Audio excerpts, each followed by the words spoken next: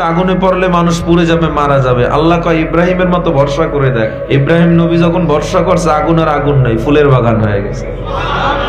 আপনার আমার থিওরি তো মাছের পেটে, পশুর পেটে মানুষ ঢুকলে অক্সিজেন নাই, মারা যাবে। আল্লাহ কয় তুমি ইউনুস নবীর মতো আমার উপরে ভরসা করো।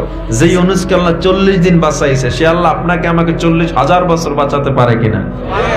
আপনার আমার থিওরি চাবি ছাড়া তালা খুলে না, ঠিক না? সেই তালা যদি হয়, দরজা যদি হয় রাজকীয় বিশাল রাজপ্রাসাদের দরজা, তা তো আরো সম্ভব না। আল্লাহ তাআলা বলে তুমি ইউসুফ নবীর মতো আমার উপরে ভরসা করো। আমি জুলাইখার কামরা থেকে ইউসুফ আমার উপরে ভরসা করার কারণে 60টা তালাবদ্ধ দরজা আমি অটোমেটিক খুলে দিয়েছি। তো তোমার আমার ভরসা নেই তো। পানিতে হাঁটা যায় না, পানিতে গাড়ি চলে না, রাস্তা হয় পানিতে।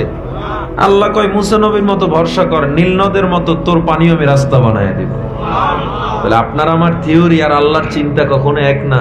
বান্দা কয় আমি ঋণগ্রস্ত হয়ে গেছি, এখান থেকে বের হতে পারবো না। কত ঋণ হইছে? কয় 1000 কোটি টাকা। আল্লাহ কয় একটু আস্তাঈনু বিস-সাবরি ওয়াস-সালাহ, তুই একটু গভীর রাতে যায় নামাজটা বিছায়া 2 ফোঁটা চোখের পানি ছেড়ে আমার কাছে বল, দেখ আমি আল্লাহ তোর ঋণ কিভাবে শোধ করে দেই। তোর মধ্যে তো ভরসাই নাই। তুই তো বিপদে পড়লে, অভাবে পড়লে দৌড়ে যায় গ্রামীণ ব্যাংক থেকে সুদে টাকা নামাও। তোর ঘরে অভাব হইলে দৌড়ে ব্যাংক থেকে সুদে টাকা নামাও। এর আগে একটু আমার কাছে চায়া দেখ। তোর চাকরি হয় না, তোর সন্তানের চাকরি হয় না, বিয়ে হয় না, তোর ক্যান্সার, তোর প্যারালাইসিস, ডায়াবেটিস, কি আছে তোর, একটু আমার কাছে বল। আমি দোয়া কবুলের জন্য প্রথম আসমানে এসে থাকি। আমি গভীর রাত্রে তোরে ডাকতে থাকি। তুই যদি আমার কাছে এসে বলতে আল্লাহ আমার মতো গুনাহগার কেউ নেই, আল্লাহ আল্লাহ আপনার বান্দার অভাব নাই, কিন্তু আমার তো আল্লাহ আপনি, আমি তো আর কারো কাছে চাইতে পারবো না। আপনি গফুর, আপনি রহমানুর রহিম। আল্লাহর একরম বলতে বলতে একটু চোখের পানি ছেড়ে বলতে থাকেন। আল্লাহর নবী বলে চোখের পানি নাকের ডগার আসার আগে আল্লাহ দোয়া কবুল করে নেয়।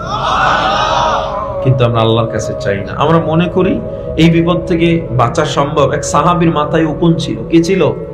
মাথা চুলকাইতেছে। নবী প্রায় খেয়াল করে, কিরে তুমি মাথা চুলকাও? নবী আমার মাথায় এত উকুন, আমি কত চেষ্টা করছি, যায় না।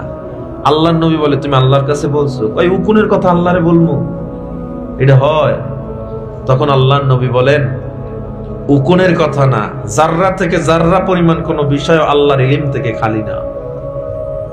সাহাবী এবার ওই মজলিসে বসি আল্লাহর কাছে দোয়া শুরু করলো।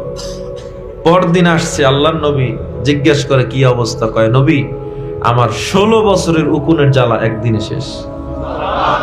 কার কাছে চাইছে?